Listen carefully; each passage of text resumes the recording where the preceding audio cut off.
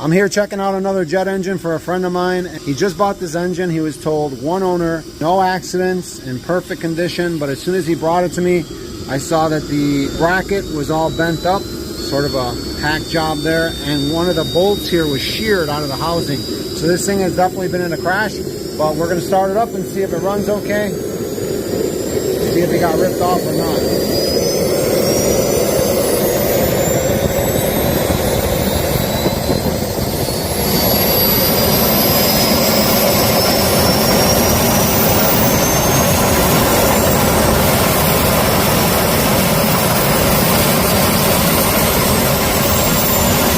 It works!